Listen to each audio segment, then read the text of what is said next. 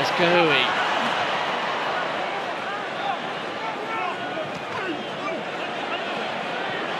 Brad Thorne getting caught there, and the referee's blowing the whistle. Well, this is clearly a moment of concern. That looks rather like Dimitri Sharshevsky, who's down again.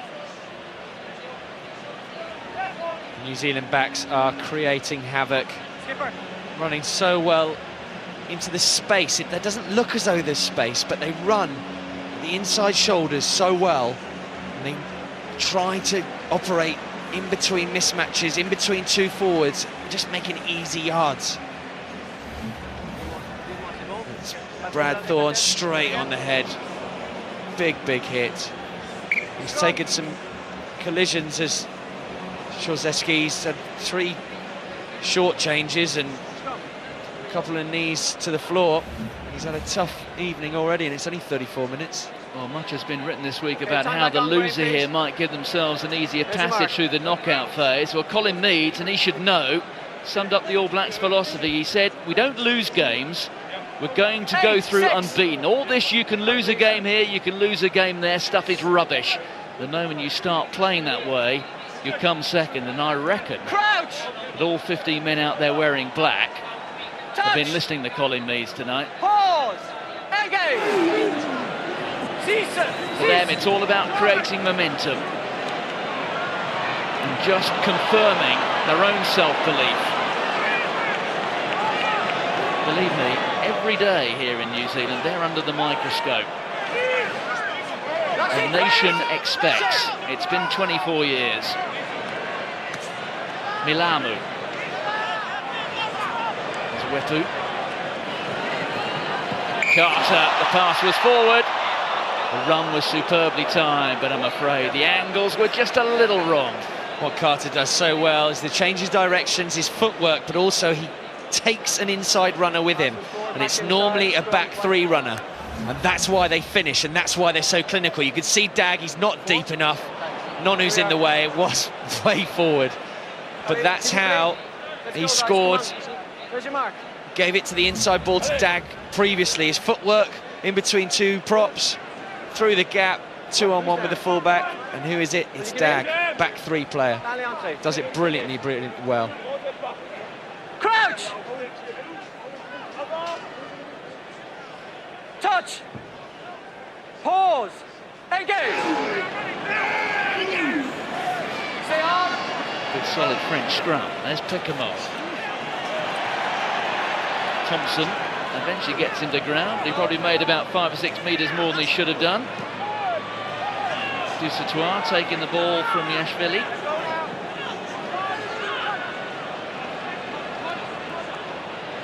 It's all very untidy, isn't it? It's scrapping. Wetu just caught Tara there. France have possession, but they're being driven backwards here. There's Van Sinclair coming off his right wing. Gets no change out of that. Pooks takes the ball at a standstill. Para. Picamol.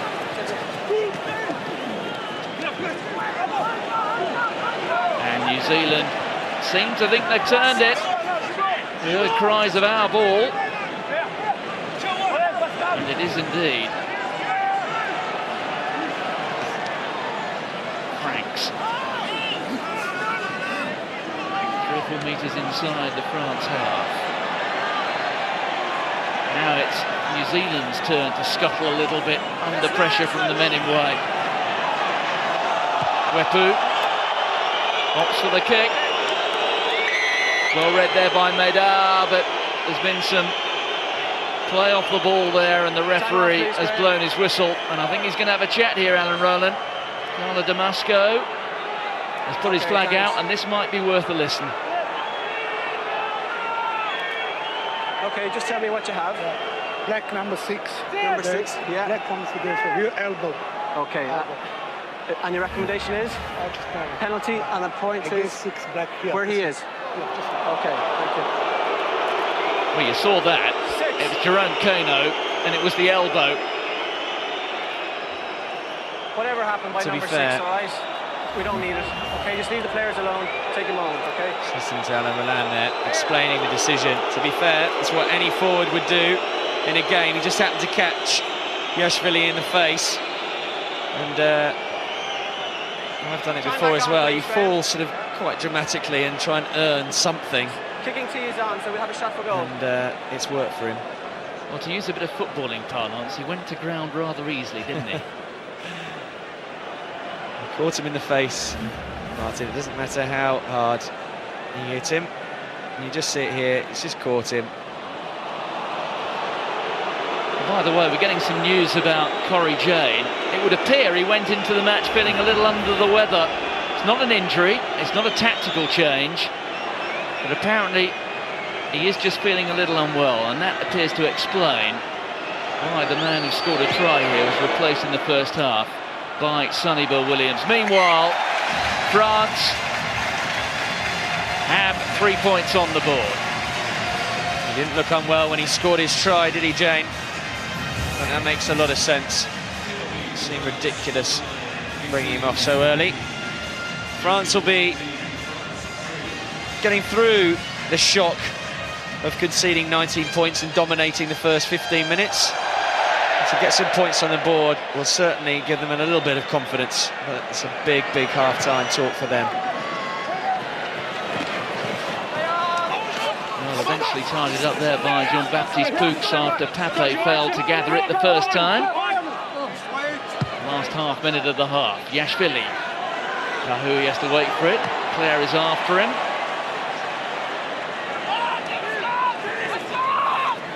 Whippu.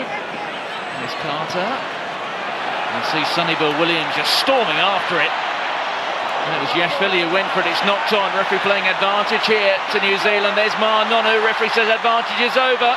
Conrad Smith was outside Nonu. Whippu again. And look at the black jerseys lined up. The offload there from Sonny Bill Williams. There's Milamu. Into the red numbers at the end of the first half.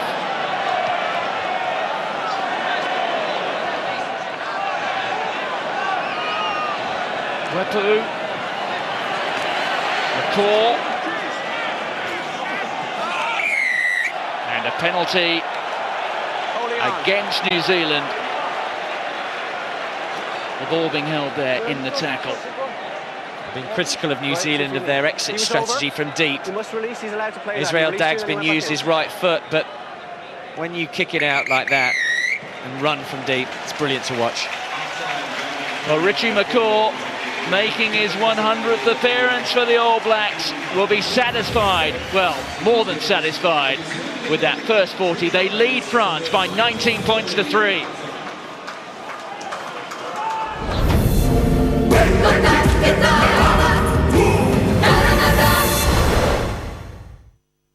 New Zealand leading France 19-3 at half-time. There'll be a new surge of confidence and self-belief in that All Blacks dressing room, which is ominous news for all, especially France, as we head into the second half. But France, Lawrence, potential quarter-final opponents for England, which I suppose in its way is encouraging.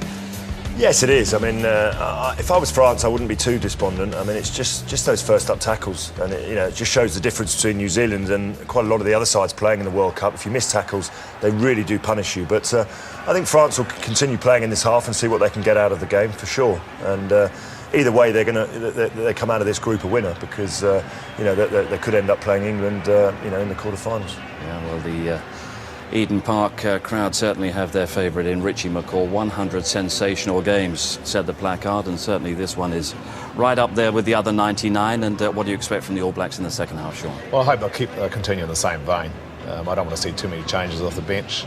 I want to see McCaw and Kano developing the relationship with Thompson, who has had a very good first half. I think Curry's played well at 9. But I don't want to see too many changes. I want them to keep building. They've got Canada next week. But another strong half. And you'd feel there's no way back for France, but we shall see. We're back with our commentary team of Andy Gomersall and Martin Gillen. Thanks, Steve. Just seen a good banner, actually. Richie, marry me. I'm French. Apart from that, not too much going for the French today, is there? There's Whippu.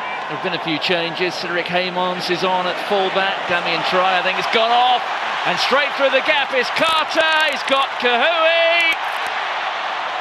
Important tackle that time from Vincent Clair. Nonu, can he get the pass out? Look at the numbers there. Emmanuel Haranordaki, another of the replacements in there, making a tackle, as well as Fabien Barcella. They need all the new legs they can get. Israel Dag! Another try for the fullback.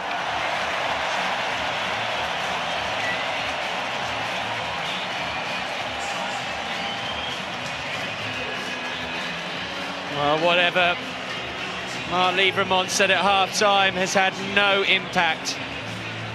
The ruthless finishing. Sonny Bill, literally 15 minutes on the pitch. Another of those mesmerising offloads. Here it is. Step, offload. Carter, look at Kahui pushing through to get through in support. Brilliant by him. I thought the opportunity might be wasted. Good skills by Wepu. But here, the crazy footwork. In between the two forwards again. Brilliant finishing. And I think that Dag had surgery on a thigh in May. He had to hit the ground running at this World Cup. Graham Henry put a huge amount of faith in him, gave him his opportunity against Tonga. He took it, and he's doing the same again tonight. There is a danger of this becoming a rout. Could be very embarrassing for France. Interestingly, in '99, it was 24-10 at half-time when they turned it round with what was an amazing 20 minutes of rugby, but they're going to have to tackle and stop the offloads. Too many missed tackles.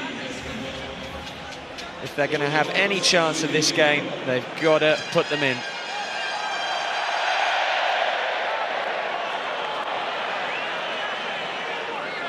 The one man who won't give up is Vincent Clair.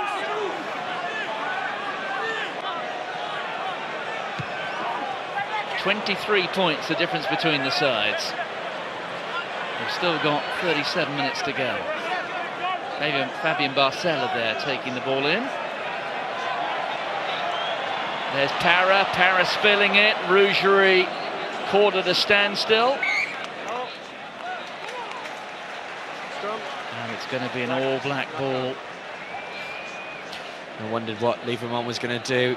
I guessed he would get Haymons. Maybe Estebanez on. Haranordaki certainly is on. He'll be fired up. Okay, let's get set quicker this half, lads, okay? Everybody's waiting for you. Even when they've gone wide, you could see what they were trying to do. Even when they've gone wide, they've lost the ball in contact. The backs have just been out-muscled by the New Zealand backs. Yes, Luc de Calcon's gone off. Jean-Baptiste Poux has moved over from the loose head side to the tight head side of the front row. There is Sonny Bill Williams. I need you to bind. Two leaders. He said 2 leaders he would play. How many Test match starting 15s in the world couldn't he get into? Well, it's only the men in black, isn't it? Well, the question was, where do you put him? But everyone thought it was crazy putting him on the wing, but look what an impact he has had. Looks as though he's been there forever. Yeah, 2 tries against the Japanese, and look at that. The French pack just wilting under the pressure. Not out of the middle that time from Sonny Bill Williams. Here's Cedric Haymons. Just trying to avoid the whitewash. He succeeds. Pape at the second attempt.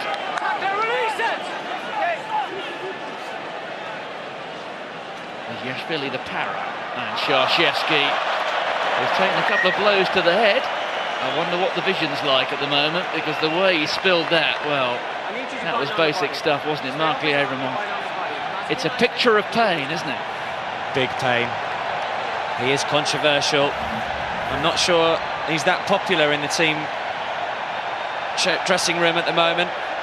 And those are basic errors that New Zealand just don't make. The work rate of Brad Thorne to get across to the far side then. They've just got everything on them currently. Scrum, line out's okay for France, but it is that contact area where they're really wreaking havoc.